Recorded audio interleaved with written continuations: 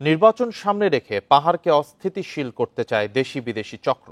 অন্তর্বর্তী সরকারের সময়ে কয়েকটি ঘটনায় এমন চেষ্টার তথ্য মিলেছে। নিরীহ পাহাড়ি ও বাঙালিদের মধ্যে জাতিগত ও ধর্মীয় বিরোধ তৈরির চেষ্টাও চালিয়েছে ওই চক্র। নিরাপত্তা বিশ্লেষকরা বলছেন, রাষ্ট্রীয় সার্বভৌমত্বে আঘাত হানতে ষড়যন্ত্র করছে বিদেশি শক্তি। গেল বছরের 18 সেপ্টেম্বর ভোর 5টার দিকে খাগড়াছড়ির পানখাইয়া পাড়ায় মামুন নামে এক যুবককে পিটিয়ে হত্যা করা হয়। এর জেরে আগুন দেওয়া হয় দীঘিনালা বাজারে। এরপর সংঘর্ষ ছড়িয়ে পড়ে রাঙামাটি পর্যন্ত।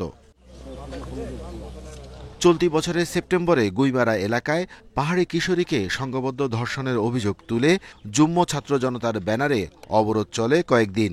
এই সময় আইনশৃঙ্খলা বাহিনীর সঙ্গে সংঘর্ষে অন্তত 3 জন নিহত হন। পুড়িয়ে দেওয়া হয় বাজার। অথচ মেডিকেল রিপোর্ট থেকে জানা যাচ্ছে ওই কিশোরীকে ধর্ষণের কোনো আলামতই পাওয়া যায়নি। নিরাপত্তা বিশ্লেষকরা বলছেন, অন্তর্বর্তী সরকারকে বেকায়দায় ফেলতেই দেশি বিদেশি চক্রের সহযোগিতায় তৎপর হয়ে উঠেছে কিছু পাহাড়ি সংগঠন। প্রতিবেশী একটি দেশ ষড়যন্ত্র করছে বলেও অভিযোগ তার। ভারতের ত্রিপুরা রাজ্যের রাজার নেতৃত্বে, দেব বর্মনের নেতৃত্বে একটা নতুন একটা ধারণা সারফেস করেছে, যেটাকে বলা হচ্ছে যে একটা ভিন্ন রাষ্ট্র তারা করার ইঙ্গিত দিচ্ছে। এই অঞ্চলটাকে নিয়ে জো অঞ্চল নামে একটা খ্রিস্টান রাষ্ট্র করার একটা চিন্তা ভাবনা বহুদিন ধরে চলছে। রাজনীতিকরা বলছেন, বর্তমান সরকার ক্ষমতা নেওয়ার পর থেকেই নিরীহ পাহাড়ি ও বাঙালিদের মধ্যে সংঘর্ষ তৈরির চেষ্টা করছে সশস্ত্র গোষ্ঠীগুলো। সশস্ত্র গ্রুপগুলো কিন্তু নির্যাতন, চাঁদাবাজি, হত্যা এগুলো কিন্তু কোনো পাহাড়ি বাঙালি দেখে না।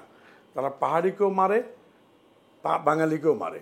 তারা পাহাড়ির থেকেও টাকা আদায় করে, বাঙালির থেকে আদায় করে। যেভাবে বর্তমানে সেনাবাহিনী তাদের পজিটিভ রোল প্লে করছে, এই রোলটা যদি প্লে করে তাহলে কিন্তু ইউপিডিএফ সেখানে তাদের উদ্দেশ্য হাসিল করতে পারবে না।